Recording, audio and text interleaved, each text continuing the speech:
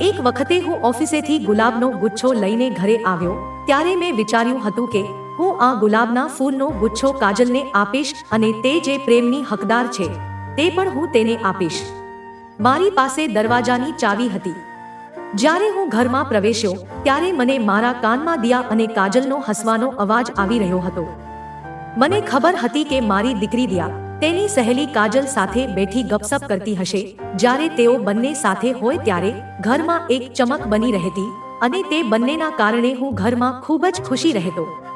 હું ધીમે ધીમે તેમના રૂમમાં પહોંચ્યો પણ તેમની વચ્ચે જે કંઈ વાતો થઈ રહી હતી તે સાંભળીને મારો આત્મા કંપી ગયો. કાજલ માટે જે ફૂલ ગુચ્છો લાવ્યો હતો તે મારા હાથમાંથી સરકી જમીન પર પડી ગયો. તેની વાત સાંભળીને હું પથ્થર જેવો બની ગયો કેમ કે વહાલા મિત્રો, હવેની આખી વાર્તા મારા શબ્દોમાં સાંભળો. તો ચાલો આખી વાર્તા શરૂ કરીએ. મારું નામ વિનય છે. મારી પુત્રી જ્યારે 10 વર્ષની હતી ત્યારે મારી પત્ની હિનાનું અવસાન થયું હતું. મેં બીજા લગ્ન નહોતા કર્યા. મેં માતાપિતા તરીકે બંનેનો પ્રેમ મારી પુત્રીને આપ્યો હતો, છતાં હંમેશા તે ચૂપ રહેતી હતી અને તેનું કારણ એ હતું કે હું તેને પૂરો સમય આપી શકતો ન હતો. દેખીતી રીતે હું આખો દિવસ કામને લીધે બહાર જ રહેતો હતો. જો કે મેં ઘરે એક નોકરાણી રાખી હતી જે સવારથી સાંજ સુધી કામ કરતી હતી અને જ્યારે હું ઘરે પહોંચતો ત્યારે તે નોકરાણી ઘરે જતી રહેતી. મારો બાકીનો સમય દિયાને આપવાની કોશિશ કરતો હતો. હું તેને તેની શાળાની દિનચર્યા વિશે પૂછતો, તેના શિક્ષકો અને તેની સહેલીઓ વિશે વાત કરતો, પણ તે ક્યારે ખુલીને વાત કરતી ન હતી. તે ફક્ત મારા પ્રશ્નોના ટૂંકા જવાબ આપતી. મને લાગ્યું કે મારી દીકરી દિયા ઉદાસ રહે છે. કાજલ હમણાં જ થોડા વર્ષો પહેલા અમારા પાડોશમાં રહેવા આવી હતી અને મારી દીકરીની સ્કૂલમાં સાથે ભણતી હતી. તે 8મા ધોરણથી દિયાની ખાસ મિત્ર બની ગઈ હતી. મારી દીકરી દિયા ક્યારેક કાજલના ઘરે જતી તો ક્યારેક કાજલ પણ અમારા ઘરે આવતી હતી. કાજલના મા-બાપ ગુજરી ગયા હતા. તે તેના કાકા સાથે રહેતી હતી. ભગવાનની કૃપાથી મારા ઘરમાં પૈસાની કોઈ કમી નહોતી કેમ કે મારો બિઝનેસ સારો ચાલતો હતો. મારા જીવનમાં એક જ દુઃખ હતું કે મારી પત્નીનો સાથ મારી સાથે લાંબો સમય નહોતો રહ્યો અને તે મને છોડીને ભગવાન પાસે ચાલી ગઈ હતી. મેં ફરીથી ક્યારેય કોઈની તરફ આંખ ઊંચી કરીને જોયું પણ નથી કારણ કે હું મારી પત્ની હિનાને ખૂબ જ પ્રેમ કરતો હતો. આમ તો હું મોટી ઉંમરનો દેખાતો નહોતો કારણ કે મારા લગ્ન ખૂબ નાની ઉંમરમાં થઈ ગયા હતા અને હિના મારી મિત્ર હતી. અમે બંને એકબીજાને ખૂબ પ્રેમ કરતા હતા. આ કારણને લીધે હું તેનું સ્થાન બીજા કોઈને આપી ન શક્યો. બસ એટલું જ દુઃખ હતું કે ભાગ્યએ અમને લાંબા સમય સુધી સાથે રાખ્યા ન હતા. જ્યારથી મારી દીકરી કાજલની મિત્ર બની ત્યારથી તે હસવા બોલવા લાગી હતી. ઘરમાં રોનક આવી ગઈ હતી. ક્યારેક બંને જણ રસોડામાં હોય અને કંઈક ને કંઈક રાંધતા હોય ત્યારે રસોડામાં ઘણો હંગામો મચી જતો હતો અને પછી તેઓ તેમના બનાવેલા ભોજનનો સ્વાદ મને ચખાડતા. તેઓ ગમે તેવું બનાવતી તો પણ હું હંમેશા કહેતો કે ખૂબ જ મસ્ત બનાવ્યું છે. મારી નજરમાં કાજલને પણ મારી દીકરી દિયાની જેમ જ ગણતો હતો. હું તેને પણ દીકરી કહીને બોલાવતો. સમય આમ જ પસાર થતો ગયો અને બંનેએ ઇન્ટરમીડિયેટ પાસ કરી લીધી. દિયાએ પ્રી એન્જિનિયરની ટેસ્ટ ખૂબ જ સારા માર્ક્સ સાથે પાસ કરી હતી એટલે મેં તેને કહ્યું કે આજે હું તને ગમતી હોય તેવી ગિફ્ટ આપીશ. તું મને કહે કે તારે શું જોઈએ છે. પણ દિયાએ જે ચીજ મારી પાસે માંગી તે સાંભળીને મારા હોશ ઉડી ગયા. દિયાએ મને કહ્યું, પપ્પા, તમે મારી સહેલી કાજલ સાથે લગ્ન કરી લો. આવી વાત સાંભળીને મારું દિમાગ ચકરાઈ ગયું. હું મૂંઝવણમાં પડી ગયો કે દિયાએ આ શું કહી દીધું. હું દિયા સામે ગુસ્સાથી જોવા લાગ્યો. મેં તેને કહ્યું, દિયા, તું હોશમાં તો છે ને? તને આ વાત કરતા શરમ આવવી જોઈએ. કાજલ તારી મિત્ર છે. અરે, તે પણ મારી દીકરી સમાન છે અને તું એની સાથે લગ્નની વાત કરે છે. દિયાએ કહ્યું, તે મારી એક ખૂબ જ સારી મિત્ર છે અને મારી તેની સાથે ઘેરી દોસ્તી છે. પપ્પા, હું તેના વિના જીવી શકતી નથી. પ્લીઝ તમે તેની સાથે લગ્ન કરી લો. મને કાજલ જોઈએ છે. તેની વાત સાંભળીને મને ખૂબ ગુસ્સો આવ્યો. મેં કહ્યું, બેટા, તે કોઈ વસ્તુ નથી કે હું તને આપી દઉં. તે એક જીવતી વ્યક્તિ છે અને હું તેને તારી જેમ જ પસંદ કરું છું. હું કોઈ પણ કિંમતે આવું પગલું નહીં ભરું જે મને કાજલ અને તેના કાકાની સામે શરમાવી દે. દિયા તું આવું વિચારી પણ કેમ શકે છે? મારું તો આ બધું સાંભળીને માથું ચકરાવા લાગ્યું છે કે કાજલ મારા વિશે શું વિચારશે. મેં ક્યારે એનામાં અને તારામાં કોઈ ફરક નથી ગણ્યો.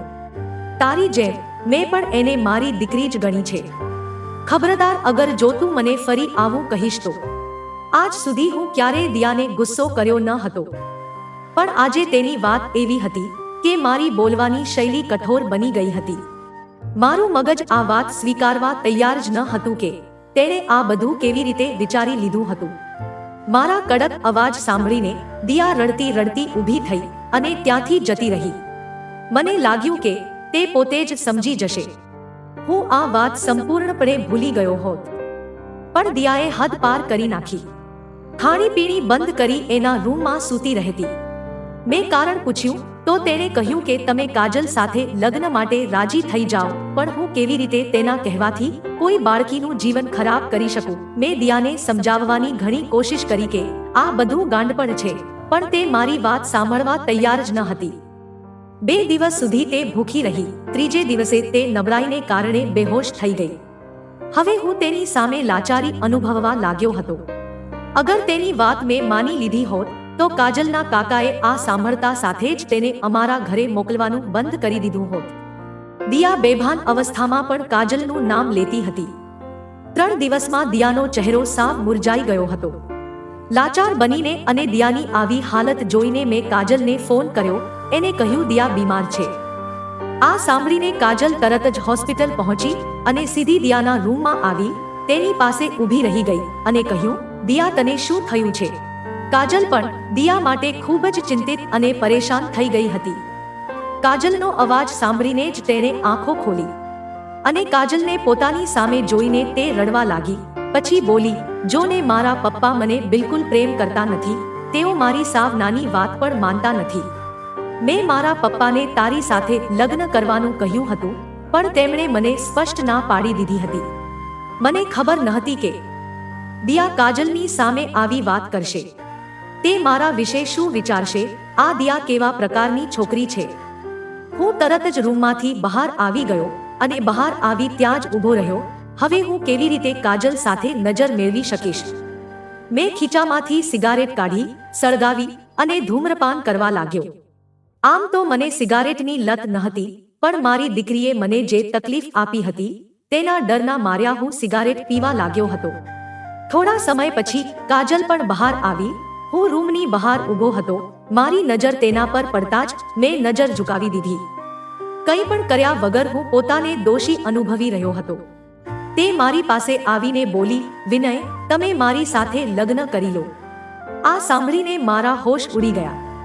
જે છોકરી મને અંકલ કહેતી હતી તે આજે મારું નામ લઈ રહી હતી અને કહી રહી હતી કે મારી સાથે લગ્ન કરી લો. હું બિલકુલ સ્તબ્ધ થઈને ત્યાં જ ઊભો હતો. મને લાગ્યું કે કદાચ દિયાએ તેને ઇમોશનલી બ્લેકમેલ કરી હશે, જેમ તે મારી સાથે ઘણા સમયથી કરી રહી હતી. મેં કહ્યું, કાજલ, તું દિયાની વાતને ગંભીરતાથી નહીં લેતી. તે તો મૂર્ખ છે. મેં તને ક્યારે આ નજરથી જોઈ નથી, ન કે હું તને જોઈ શકીશ. તું મારી પુત્રી દિયાની એક સારી મિત્ર છે, એટલે તું મને દિયાની જેમ જ પ્યારી છે. દિયા લાગણીશીલ છે. તે આવી બાબતોને સમજી શકતી નથી. પરંતુ તું કૃપા કરીને તેના શબ્દોનું ખરાબ ન લગાડીશ. તે તને ખૂબ પ્રેમ કરે છે, એટલે જ તે આવી નકામી વાતને લઈને બેસી ગઈ છે. એટલે જ તને આ બધું કરવાનું કહે છે. પણ તું ચિંતા ના કર, હું તેને સમજાવીશ. પણ પછી કાજલ કહેવા લાગી કે આ દિયાની જ નહીં, પણ મારી પણ ઈચ્છા છે. કાજલના આ શબ્દોએ મને થીજાવી નાખ્યો. હું ખૂબ આશ્ચર્ય અને અવિશ્વાસથી તેની સામે જોઈ રહ્યો. મને એવું લાગ્યું કે મારી પાસે બોલવા માટે શબ્દો જ સમાપ્ત થઈ ગયા છે. હું આ બધું શું સાંભળી રહ્યો હતો અને તે પણ કોનાથી સાંભળી રહ્યો હતો? પણ મારી તો બોલતી જ બંધ થઈ ગઈ હતી.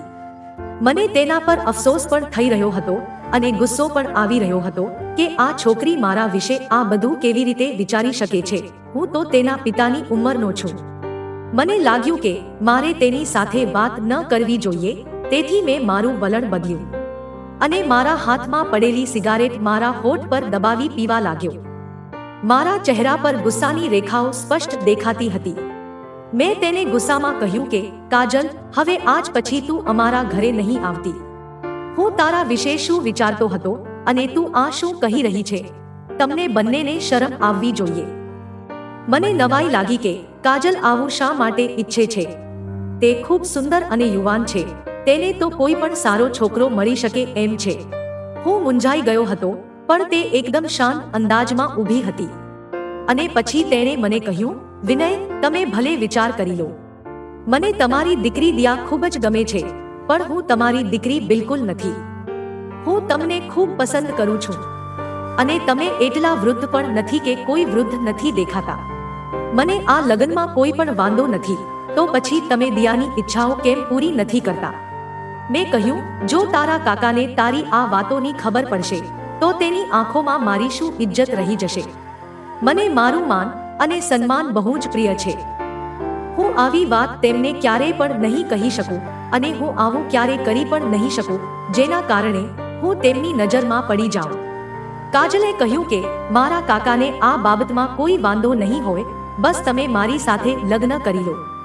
આ વાત મારા માટે ઘણી આશ્ચર્યજનક હતી કે તેના કાકા તેની ભત્રીજીને આટલી મોટી ઉંમરના માણસ સાથે શું કામ પરણાવશે. હું ચૂપ થઈ ગયો અને કાજલની હિંમત પર હેરાન થઈ ગયો. તે મારા બધા પ્રશ્નોના જવાબ ખૂબ જ આરામથી આપી રહી હતી અને પછી ત્યાંથી નીકળી ગઈ. સાંજ સુધીમાં દિયા પણ ઘણી સારી થઈ ગઈ હતી, તેથી હું તેને ઘરે લઈ આવ્યો. ફરીથી તે કહેવા લાગી કે હવે કાજલને પણ આ બાબતે કોઈ વાંધો નથી. તો પછી શા માટે તમે સંમત થતા નથી? હવે હું તેની સમક્ષ સરેન્ડર થઈ ગયો હતો. મને ન તો લગ્નની જરૂર હતી કે ન તો હું લગ્નની ઈચ્છા ધરાવતો હતો. બસ મારી દીકરીની જીદ હતી, અને જ્યારે કાજલને કોઈ વાંધો ન હતો તો ક્યાં સુધી હું દિયાને ના બોલત. એટલે જાતે જ મેં કાજલના કાકાને આ વાતનો ઉલ્લેખ કર્યો. તો તેમણે કહ્યું કે મને લગ્ન સામે કોઈ વાંધો નથી. તમે એક સારા વ્યક્તિ છો. વાસ્તવમાં મારી પત્નીનું કાજલ પ્રત્યેનું વલણ સારું નથી. મારી પત્ની કાજલની ખૂબ પાછળ પડી છે અને કાજલના લગ્ન તેના હરામી ભાઈ સાથે કરવા માંગે છે, પણ તે એક રખડેલ છોકરો છે. મારી ભત્રીજી ખૂબ જ હોશિયાર છે. તમારે તેની સાથે લગ્ન કરી લેવા જોઈએ. મને આમાં કોઈ જ વાંધો નથી, કેમ કે હું જાણું છું કે તમે તેને ખુશ રાખી શકો છો. આથી થોડા જ દિવસોમાં મારા લગ્ન સાદગીથી કાજલ સાથે થઈ ગયા. તે દિવસે દિયા ખૂબ જ ખુશ હતી. કાજલ રાત્રે મારા રૂમમાં મારી પત્ની તરીકે મારા પલંગ પર બેઠી હતી, પણ મારું હૃદય દરેક લાગણીઓથી ખાલી હતું. એક અજીબો ગરીબ લગ્ન, અને તે પણ આટલી નાની છોકરી સાથે. હું માનસિક રીતે બિલકુલ તૈયાર ન હતો. એટલે હું થોડીવાર ડ્રોઈંગ રૂમમાં બેઠો રહ્યો. દિયા પણ તેમના રૂમમાં સૂઈ ગઈ હતી, અને હું આવા અચાનક થયેલા સંબંધથી ચિંતિત થઈને બેઠો હતો. હું મારી જાતને સમજવા લાગ્યો કે જો કાજલને કોઈ વાંધો નથી અને તેણે આ સંબંધને દિલથી સ્વીકાર્યો છે, તો પછી મને પણ આ સંબંધમાં કોઈ વાંધો હોવો ન જોઈએ. મારે પણ તેને દિલથી સ્વીકારવું જોઈએ. હું મારી જાતને માનસિક રીતે થોડો થોડો તૈયાર કરવાનો પ્રયાસ કરી રહ્યો હતો, પણ હું થોડી મૂંઝવણમાં હતો અને પછી મારા રૂમમાં ગયો. હું રૂમમાં દાખલ થયો કે કાજલ દુલ્હનના ઉર્વશી પોશાકમાં સજી સવરીને ત્યાં બેઠી હતી. તે મારા આવવાના અવાજથી થોડી સંભળીને બેસી ગઈ. મારું દિલ અને દિમાગ મૂંઝાવા લાગ્યું કે મારે તેની સાથે શું વાત કરવી જોઈએ, કેમ કે અત્યારે મને તે છોકરી માટે કોઈ પ્રકારની લાગણી ન હતી. છતાં પણ હું જઈને તેની સામે બેઠો અને મારા ખિસ્સામાંથી વીંટી કાઢીને તેના આંગળીમાં પહેરાવી દીધી. આજે તે ખૂબ જ નર્વસ બેઠી હતી, તેથી મેં વાતચીત શરૂ કરી. કાજલ, જો તારે મારાથી ડરવાની જરૂર નથી. અત્યારે હું મારા દિલ અને દિમાગથી આ સંબંધને સ્વીકારવા સક્ષમ નથી, તેથી મને થોડો સમય જોઈએ છે. અગર જો તું ઈચ્છે તો આરામથી આ રૂમમાં સૂઈ જા, અને જો ઈચ્છા હોય તો દિયાના રૂમમાં જઈને સૂઈ શકે છે. મને લાગ્યું કે તે કદાચ આ વાત સામે વાંધો ઉઠાવશે, કારણ કે દરેક છોકરીના તેના લગ્નને લઈને અને ખાસ કરીને તેની પ્રથમ રાત્રિની વિશે ઘણા સપના હોય છે. પણ તે ખૂબ જ આરામથી સંમત થઈ ગઈ. તેણે કહ્યું કે ઠીક છે, તમે અહીં આરામ કરો, હું દિયા સાથે સૂઈશ જઈશ. તેને કદાચ મારી પરવાનગીની જ જરૂર હતી. તે તરત જ રૂમમાંથી બહાર નીકળી ગઈ. આ વાત મારા માટે ખૂબ જ હેરાનજનક હતી કે દરેક છોકરી તેના લગ્નની રાત માટે ઘણી બધી ઈચ્છાઓ એમના દિલમાં રાખતી હોય છે, અને કાજલ તો પોતે જ મારી સાથે લગ્ન કરવા તૈયાર થઈ ગઈ હતી. તો પછી તે આટલી જલ્દી મારી વાત સાથે શા માટે સંમત થઈ ગઈ? તેના કહેવા પ્રમાણે અગર હું જો તેને પસંદ હતો તો તેને કંઈક તો વાંધો હોવો જ જોઈતો હતો. સારું ચલો, મને લાગ્યું કે તેણે પણ થોડો સમય આપવો જોઈએ. હું મારા કપડાં બદલીને સૂઈ ગયો. હવે કાજલ રોજ દિયાની પાસે સૂવા લાગી. તે તેની સાથે જ હસતી અને વાતો કરતી. હું રોજ તેને કોલેજ ડ્રોપ કરતો ત્યારે તે મારી બરાબરની આગળની સીટ પર બેસીને દિયાને ચીડવતા કહેતી કે હવે મને અહીં બેસવાનો અધિકાર છે, કેમ કે લગ્ન પહેલા દિયા મારી સાથે આગળની સીટ પર બેસતી હતી. કાજલની આ વાત સાંભળીને દિયા જોર જોરથી હસતી હતી. હવે ધીરે ધીરે લગ્નને 1 મહિના જેટલો સમય થઈ ગયો હતો. કાજલ આજ સુધી દિયા સાથે સૂતી હતી અને મને આ વાતની ખૂબ નવાઈ લાગતી હતી. પણ વાત કરવાનો કોઈ અર્થ ન હતો, કારણ કે મારા દિલમાં કાજલ માટે કોઈ લાગણી હતી જ નહીં. તેથી મને કોઈ ફરક પડતો ન હતો કે તે ક્યાં સૂવે છે. પણ એક રાત્રે મારી અને કાજલની વચ્ચે જે કંઈ બન્યું તેનાથી મારી જિંદગી રંગીન થઈ ગઈ હતી. તે રાત્રે હું મારા રૂમમાં એક પુસ્તક વાંચતો હતો ત્યારે કાજલ મારા રૂમમાં આવી. મેં મારા રૂમનો દરવાજો બંધ રાખ્યો ન હતો. જ્યારે મેં તેને આવવાનું કારણ પૂછ્યું ત્યારે તેણે મને કહ્યું કે દિયા સૂઈ ગઈ છે અને મને પણ ઊંઘ નથી આવતી, એટલે તમારી પાસે બેસીને વાત કરું.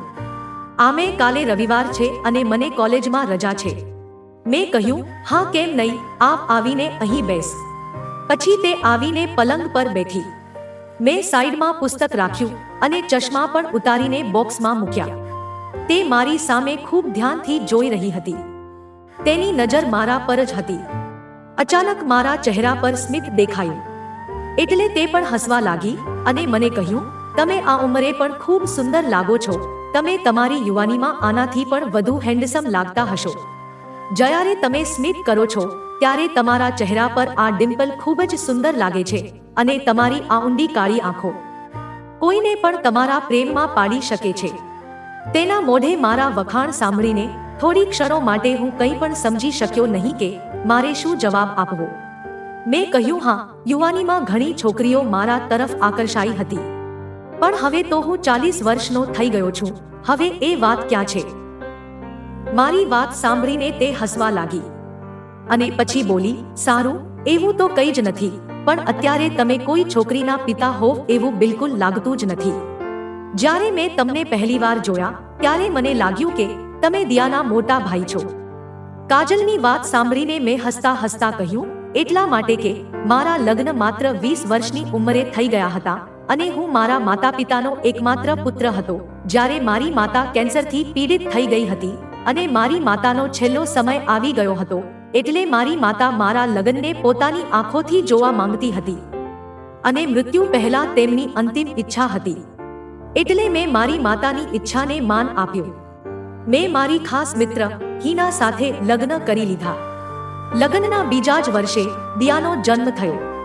જ્યારે દિયા માત્ર 2 મહિનાની હતી ત્યારે મારી માનું અવસાન થયું.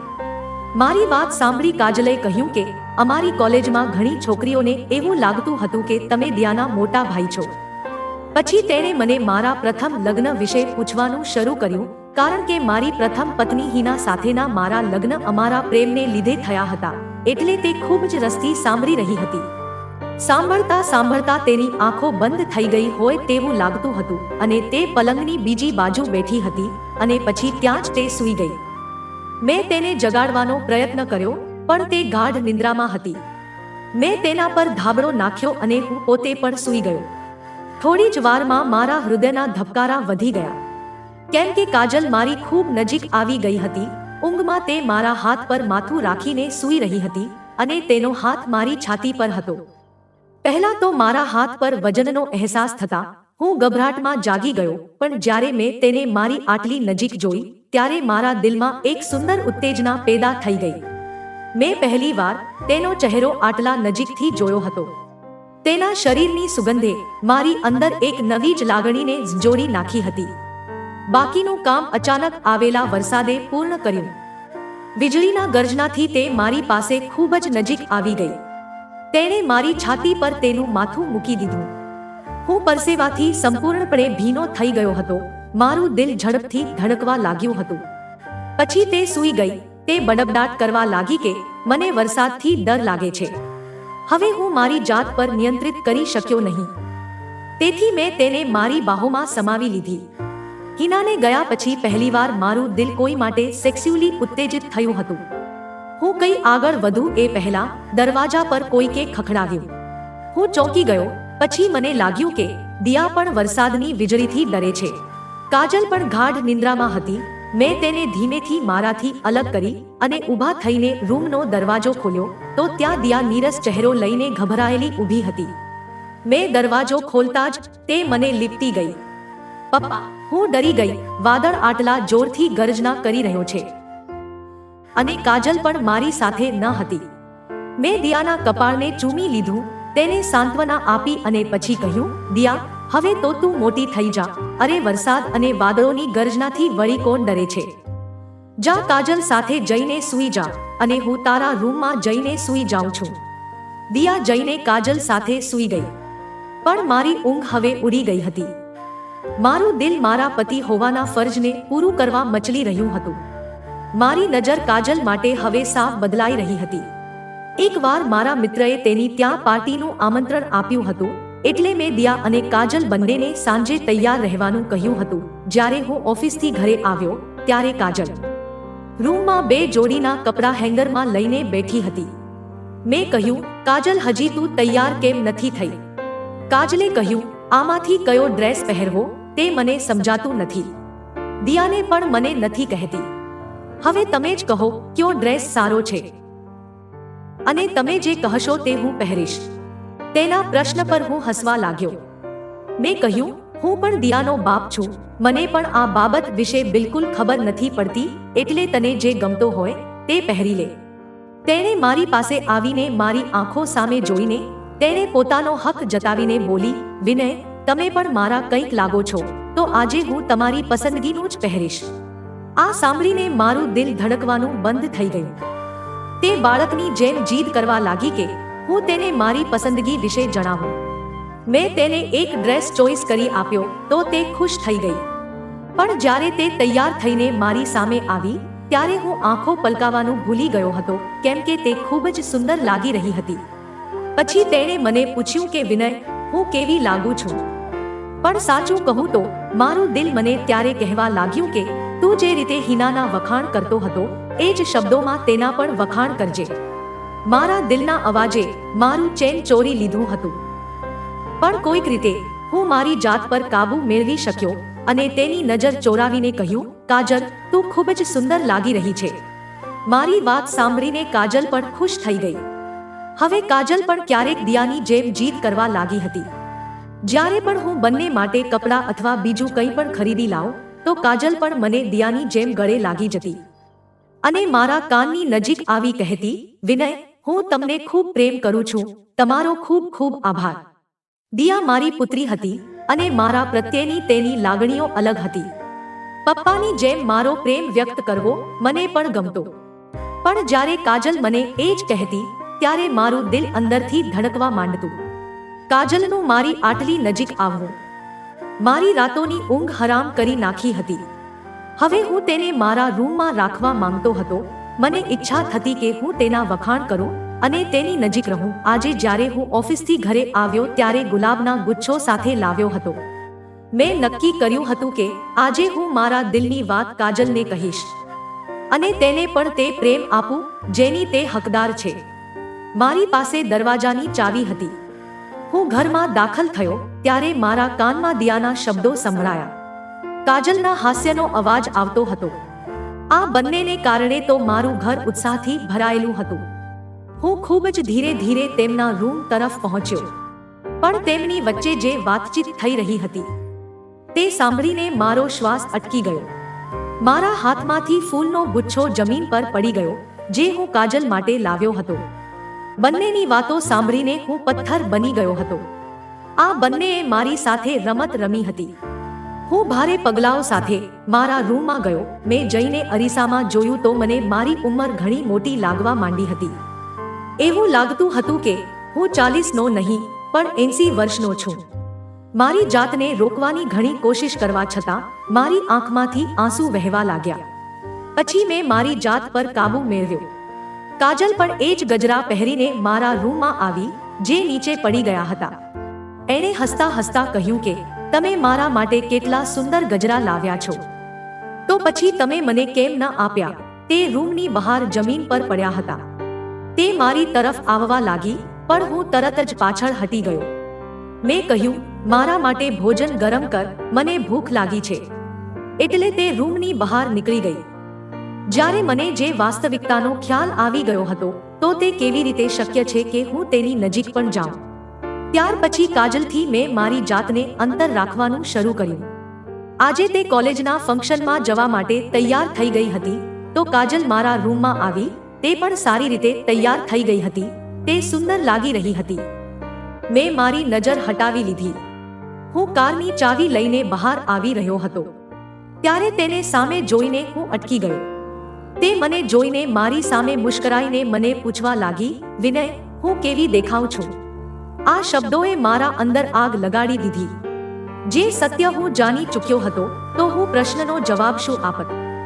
મેં તેની સામે ગુસ્સાથી જોયું અને ગુસ્સાથી મેં તેના બંને હાથ જોરથી પકડ્યા. તેની આંખોમાં જોઈને કઠોર શબ્દોમાં કહ્યું, હું તને કહું કે તું કેવી દેખાય છે? મારા આવા અંદાજથી થોડી ડરી ગઈ હોય તેવું લાગ્યું. કદાચ તેને મારી પાસેથી આવા ગુસ્સાની અપેક્ષા નહોતી. મેં તેનો હાથ જોરથી દબાવ્યો અને કહ્યું કે તું બહુ જ ખરાબ લાગી રહી છે. આટલું કહીને મેં તેને છોડી દીધી. તે તરત જ મારા રૂમમાંથી બહાર નીકળી ગઈ. હું જઈને કારમાં બેસી ગયો. મારી અંદર એવો ગુસ્સો હતો, મન કરતું હતું કે હું મારી જાતને ખતમ કરી નાખું. ગુસ્સાને કારણે મેં સતત ફોન વગાડવાનું શરૂ કર્યું. દિયા તરત બહાર આવી અને કારમાં બેસી ગઈ. પછી મને નખરા બતાવતા કહ્યું, તમને ખબર છે કે છોકરીઓને કેટલી તૈયારી કરવાની હોય છે? સારી રીતે તૈયાર થયા પછી પણ તે મારાથી નારાજ હતી. મારા પર ક્રોધવશ તેણે કહ્યું, પપ્પા, તમે પણ ખૂબ જ ઉતાવળ કરાવો છો. જો મારો મૂડ સારો હોત તો તેને મેં હસીને વાતનો જવાબ આપ્યો હોત, પણ હું ચૂપચાપ બેસી રહ્યો. થોડી વાર પછી કાજલ પણ બહાર આવી, પણ કાજલને જોઈને મને નવાઈ લાગી. તે ચહેરો ધોઈને સાફ સાદા ચહેરે બહાર આવી હતી. આંખો તો જાણે રોઈને આવી હોય એવી દેખાતી હતી. જ્યારે તે મારી બરાબર આગળની સીટ પર બેસવા લાગી, ત્યારે મેં તેણીને રોકી દીધી અને કહ્યું કે જા અને જઈને પાછળ બેસ. પણ તે હજી પણ આગળની સીટ પર બેઠી રહી. તે રસ્તામાં ધ્રુસકે ધ્રુસકે રડતી રહી. દિયા પણ પૂછીને કંટાળી ગઈ કે તે કેમ રડે છે, પણ મેં તેની તરફ એક વાર પણ જોયું નહીં. મારી લાગણીઓ કઈ પથ્થરના નથી કે કોઈ પણ આવીને તેની સાથે રમી જાય. તે માત્ર એટલે રડતી હતી કે મેં તેની સાથે આટલા કઠોર સ્વરમાં કેમ વાત કરી. પણ એ દેખાતું ન હતું કે તે પોતાના ચક્કરમાં મારી સાથે કેટલો મોટો ઢોંગ કરી રહી છે. હું સાચો હતો, મારું વલણ પણ તેની જગ્યાએ બરાબર હતું, પણ આ ટૂંકા સમયમાં મારું દિલ કાજલના પ્રેમમાં પાગલ થઈ ગયું હતું અને કાજલના આંસુએ મને ઓફિસમાં આખો દિવસ બેચેન રાખ્યો હતો. કાજલ હવે મારી સાથે વાત નહોતી કરતી અને કશું બોલતી પણ નહોતી. તે હવે મારાથી દૂર રહેવા લાગી હતી અને તે મારા માટે સારી વાત હતી કે તે મારાથી દૂર રહે, પણ તેની નજર મારા પર જ ટકેલી રહેતી હતી, જેમાં મને ખબર નહીં હજારો ફરિયાદો હતી. સમય આગળ વધવા લાગ્યો હતો. હવે બંનેનો અભ્યાસ પૂરો થઈ ગયો હતો. મારા મિત્રએ તેના પુત્રના લગ્નનો પ્રસ્તાવ મારી પુત્રી દિયા માટે મૂક્યો. મને તે છોકરો ગમ્યો હતો, પણ તેમ છતાં મેં દિયાને તેની રજામંદી પૂછી હતી, કેમ કે તે મારી પુત્રીનો હક હતો. તેના ચહેરા પરનું સ્મિત તેની કબૂલાત હતી. થોડા જ મહિનામાં દિયાના લગ્ન નક્કી થઈ ગયા. જે દિવસે દિયાએ વિદાય લીધી, તે કાજલને ગળે લગાડીને ખૂબ રડી. કાજલ પણ રડી રહી હતી. દિયા સાસરે જઈ ચૂકી હતી. હવે ઘરમાં માત્ર હું અને કાજલ હતા. મારી કઠિન કસોટી તો ત્યારે શરૂ થઈ જે દિવસથી દિયા સાસરે ગઈ. તે જ રાત્રે મેં કાજલને કહ્યું, મારે તારી સાથે અગત્યની વાત કરવી છે. તે પણ ખૂબ થાકેલી હતી અને દિયાની જુદાઈથી ઉદાસ હતી. તે ડાઇનિંગ ટેબલના ખુરશી પર ચૂપચાપ બેસી ગઈ. હું તેની સામે ખુરશી પર બેસી ગયો. મેં પહેલેથી જ વિચાર્યું હતું કે હું આ મજબૂરીના બંધનનો અંત કરી નાખીશ, જેને કાજલે તેનો મુશ્કેલ ભર્યો સમય પસાર કરવા માટે મને બાંધ્યો હતો. તે દિવસે કાજલ અને દિયા આ જ વાત કરી રહ્યા હતા. દિયા તે દિવસે કાજલને કહેતી હતી કે તે તારી કાકીના ભાઈથી તારી જાતને બચાવવા માટે મારા પપ્પા સાથે લગ્ન તો કર્યા, પણ તને ખરાબ લાગતું હશે ને કે પપ્પા તારા કરતા ઘણા મોટા છે, તો મારી જેમ તારું દિલ પણ ઈચ્છતું હશે કે તારો હસબન્ડ પણ. આટલું બોલીને દિયા ચૂપ થઈ ગઈ. ત્યારે કાજલ હસતા હસતા બોલી, દિયા, મારો હસબન્ડ પણ હેન્ડસમ અને ડેશિંગ હોય એવું તું કહેવા માંગે છે ને? આમ તો મારી પણ આ જ ઈચ્છા હતી. આમે તારા પપ્પા મારી સાથે ક્યાં એંગલથી વળી સારા લાગે છે? તેઓ તો મારાથી પણ કેટલા મોટા છે. કાજલના આ શબ્દોએ મને ઊંડા ખાઈમાં ધકેલી દીધો હતો. જો તેને હું ન તો ગમતો તો મને હોસ્પિટલમાં મને કેમ કહ્યું કે હું તેને પસંદ કરું છું? પછી કાજલ આગળ બોલી રહી હતી કે દિયા, તું મારી લાચારી જાણતી હતી ને કે કાકી મારી જિંદગી બરબાદ કરી નાખ, એટલે જ મેં આ પગલું ભર્યું હતું. તે તને ખબર છે, લગ્નની પહેલી રાત તો મારી જિંદગી પર બહુ ભારે હતી, પણ આભાર કે વિનય પોતે મને તારી પાસે મોકલી દીધી. કાજલની આ વાત મારા માટે આકરી કસોટી બની ગઈ હતી, કારણ કે હું તેને પ્રેમ કરવા લાગ્યો હતો. પછી દિયાએ કહ્યું હતું કે અરે પપ્પા તને ન મોકલત તો હું તને લેવા આવી ગઈ હોત. આપણો પ્લાન હતો ને કે તું પપ્પા સાથે માત્ર કાગળનો જ સંબંધ જોડીશ અને ભણતર પૂરું કર્યા પછી તું તારી ઉંમરના છોકરા સાથે લગ્ન કરી લઈશ. પણ વિચારવા જેવી વાત એ છે કે તું કોની સાથે લગ્ન કરીશ? શું તારી નજરમાં કોઈ છોકરો છે કે? અને પપ્પાની ચિંતા ન કરતી, હું તેમને કહીશ કે તને છોડી દે તો તેઓ મારી વાત નહીં ટાળે. દિયાની મિત્રતાએ મારી આકરી કસોટી કરી હતી, મારી લાગણીઓની મજાક ઉડાવી હતી. ત્યાર પછીના કાજલના શબ્દોએ મને ક્યાંયનો છોડ્યો ન હતો. તેણે કહ્યું કે હા, મારી નજરમાં એક છોકરો છે, તે ખૂબ જ સુંદર છે અને હું તેને ખૂબ પ્રેમ કરું છું. હું તો આ સાંભળીને હક્કો બક્કો રહી ગયો હતો. દિયાએ જિજ્ઞાસાથી પૂછ્યું, અચ્છા, પણ તે તો પહેલા ક્યારેય પણ આ વિશે મને કહ્યું નથી, તો હવે મને કહે કે તે કોણ છે?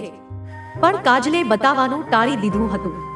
કાજલે કહ્યું, ના, અત્યારે નહીં, સમય આવશે ત્યારે હું જરૂર કહીશ. હું આ વાર્તાલાપ છોડીને પાછો ચાલ્યો ગયો હતો. હવે આજના સમયે મેં નક્કી કર્યું કે દિયાના લગ્ન પછી હું કાજલને તેનો નિર્ણય લેવા માટે મુક્ત કરી નાખીશ. તેથી આજે મેં જાતે જ આ વાતચીત શરૂ કરી અને મેં કહ્યું, કાજલ, હવે તારો અભ્યાસ પણ પૂરો થઈ ગયો છે, તેથી હું ઈચ્છું છું કે તું જે છોકરાને પસંદ કરે છે તેને કહે કે હું તેને મળવા માંગુ છું અને હું તારા લગ્ન તેની સાથે કરાવવા માંગુ છું. મારી વાત સાંભળીને કાજલ ચોંકી ગઈ. તેણે કહ્યું કે તમે આ શું કહી રહ્યા છો? તે સાવ આશ્ચર્યચકિત થઈ ગઈ હતી. મેં કહ્યું, તારે હવે વધુ નાટક કરવાની જરૂર નથી. મેં તારી અને દિયાની વાતો સાંભળી છે. સ્વાભાવિક છે કે તારી પણ પોતાની એક જિંદગી છે. અગર તે મને સત્ય પહેલા જ કહી દીધું હોત કે તું ક્યાં મકસદથી મારી સાથે લગ્ન કરવા માંગે છે, તો ત્યારે તને હું ના ન પાડત અને હું તારી મદદ જરૂર કરત અને તને કોઈ બીજો છોકરો પસંદ હતો તો મને શું કામ કહ્યું કે હું તને પસંદ છું? મેં ઘણા ઉદાસીનતા ભર્યા શબ્દોમાં આ બધું કહ્યું અને હું ખૂબ પીડામાંથી પસાર થઈ રહ્યો હતો, કેમ કે હવે તે મારા દિલની પ્રેમિકા બની ગઈ હતી.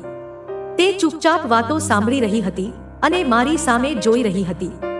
કદાચ તે તેના આ કૃત્યથી શરમાઈ ગઈ હતી. ફરી મેં તેને કહ્યું કે તું જ્યારે ઈચ્છે ત્યારે હું તને છૂટાછેડા આપી દઈશ.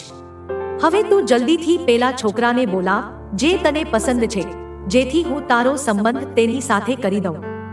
હવે હું તારી સાથે એક જ ઘરમાં એક છત નીચે રહેવા માંગતો નથી. આટલું કહી હું મારા રૂમમાં ચાલ્યો ગયો.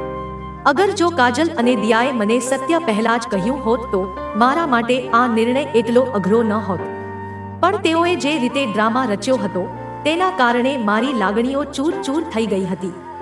ઊંઘ હવે મારી આંખોથી દૂર હતી. પણ જ્યારે હું પલંગ પર આડો પડ્યો હતો ત્યારે કોઈએ દરવાજો જોરથી ખટખટાવ્યો. હું ચોંકી ગયો, બેઠો થયો અને દરવાજો ખોલ્યો તો ત્યાં કાજલ હતી. મેં કહ્યું કે તું આ સમયે શું કામે આવી છે? મારે તારી સાથે બિલકુલ વાત કરવી નથી. અને મેં દરવાજો બંધ કરી નાખ્યો. હું જાણતો હતો કે હું કઈ પીડામાંથી પસાર થઈ રહ્યો છું. હું કાજલ સામે કડક વલણ અપનાવવા માંગતો ન હતો. તે પણ ખૂબ રડી રહી હતી. તે કહેવા લાગી કે જો તમે દરવાજો નહીં ખોલો તો મારો મૃત ચહેરો જોશો. કાજલની આ વાત સાંભળીને મારો જીવ તાળવે આવી ગયો હતો. મને આવી મૂર્ખ છોકરી પર ગુસ્સો આવવા લાગ્યો. મેં ઊભા થઈને ફરી દરવાજો ખોલ્યો. તે હજુ એ જ ડ્રેસમાં હતી જે તેણે દિયાના લગ્નમાં પહેર્યો હતો. બસ રોવાને કારણે તેના ચહેરા પર કાજળ ફેલાઈ ગયું હતું. તે સમયે પણ તે ખૂબ જ સુંદર લાગતી હતી. મેં મારી નજર ફેરવી નાખી. તે અંદર આવી અને મને પૂછવા લાગી કે હું કેવી દેખાઉં છું. કાજલની આ વાતથી મેં આશ્ચર્યથી તેની સામે જોયું કે આ કેવો પ્રશ્ન છે. પછી તે મારી એકદમ નજીક આવી ગઈ અને કહ્યું કે મેં તમને કંઈક પૂછ્યું છે કે હું તમને કેવી લાગી રહી છું. અને આટલું કહીને તે અચાનક મને ગળે લગાડી રડવા લાગી. હું પથ્થર બની મારી જગ્યાએ ઊભો રહ્યો. કાજલ મારા છાતી સાથે ચોંટેલી હતી અને તે કહેતી હતી કે વિનય, તમે ત્યારે અધૂરી વાત સાંભળી હતી અને તમે તે સાંભળી કંઈ પણ વિચારી લીધું. અરે આ દિયાની સોચ હતી કે મારા માટે એક સુંદર યુવાન છોકરો હોવો જોઈએ. મેં તેને ઘણી વાર કહ્યું હતું કે તારા પપ્પા મારા માટે આદર્શ છે અને હું તેમના વ્યક્તિત્વ પ્રત્યે ખૂબ જ આકર્ષિત છું. પણ દિયા મારી સામે ઉંમરનો તફાવત સામે રાખતી હતી અને તેને લાગતું હતું કે મેં મારી જાતને કાકીના ભાઈથી બચાવવા માટે તમારી સાથે બળજબરીથી લગ્ન કર્યા છે. તેથી મેં દિયાને આવો જવાબ આપ્યો હતો કેમ કે હું તેને સમજાવીને કંટાળી ગઈ હતી કે મેં તમને દિલથી સ્વીકાર્યા છે. હા, લગ્નની રાત વાળી વાત સાચી છે. તે રાત્રે હું ખૂબ જ નર્વસ હતી અને દરેક છોકરી હોય છે. પણ તે પછી હું ખરેખર તમારા પ્રેમમાં પડવા લાગી હતી. મને ઈચ્છા થવા લાગી હતી કે તમે મને પ્રેમથી જુઓ, મારા વખાણ કરો, મારી સાથે વાત કરો. પણ તમે મારી સાથે બેદરકારી ભર્યો વર્તાવ કર્યો. તેથી મેં જાતે જ તમારા તરફ એક પગલું ભર્યું. મેં રાત્રે તમારી સાથે વાત કરવાનું શરૂ કર્યું અને તે રાત્રે તમારા સાથે સૂતી હતી. મને તમારી કંપની જોઈતી હતી, મને મારા સંબંધોના અધિકાર જોઈતા હતા. પણ આ વાત મારી જાતે નહોતી કહેવા માંગતી. દરેક છોકરીની ઈચ્છા હોય છે કે આવું પગલું તેના પતિ ઉપાડે. એટલે જ હું વરસાદના બહાને તમારી નજીક આવી. પણ દિયાના આવવાથી હું તમારા પ્રેમની તરસી રહી ગઈ. મારી ઈચ્છા હતી કે તમારી પસંદના કપડાં પહેરું જેથી તમારી પ્રેમની નજર મારા પર પડે અને તમારી નજર મને અંદરથી અશાંત કરી દેતી હતી. હું બહાને તમારી નજીક આવવાનો પ્રયત્ન કરતી હતી કે કદાચ તમને મારા પ્રેમનો અહેસાસ થાય. પણ તમે તો પથ્થરના બની બેઠા છો. કાજલ મારી છાતી સાથે લાગેલી હતી અને તે મને ફરિયાદ કરી રહી હતી. કાજલના આ શબ્દોને કારણે મેં તેને મારા આવેશમાં લઈ લીધી. આ એક ગેરસમજ હતી જે અમારી વચ્ચે જન્મી હતી અને તે હવે દૂર થઈ ગઈ હતી. ભૂલ તો મારી પણ હતી. મેં તેનો ચહેરો મારા બંને હાથમાં લીધો અને કપાળને ચૂમીને તેને પહેલો અધિકાર આપ્યો. મેં કહ્યું કે તું ખૂબ જ સુંદર લાગે છે. તે હસી પડી. હું પણ હસવા લાગ્યો. તે ખરેખર ચહેરાથી અને દિલથી બંનેમાં ખૂબ જ સુંદર હતી. મેં કાજલને મારી છાતીએ કસીને ગળે લગાવી. અમારા હૃદયના ધબકારા શોર કરી રહ્યા હતા. મારા હૃદયના ધબકારા સાથે કાજલના હૃદયના ધબકારા પણ સ્પષ્ટ સંભળાતા હતા. તો મિત્રો, આ હતી આજની વાર્તા. તમને આ વાર્તા કેવી લાગી? અમને કોમેન્ટ બોક્સમાં જણાવજો. જો તમને આ વિડીયો ગમ્યો હોય તો કૃપા કરીને લાઈક કરજો, શેર કરજો અને ચેનલને સબસ્ક્રાઇબ કરજો. અંત સુધી વાર્તા સાંભળવા બદલ તમારો ખૂબ ખૂબ આભાર. મિત્રો, મળીશું નવી વાર્તા સાથે. આભાર.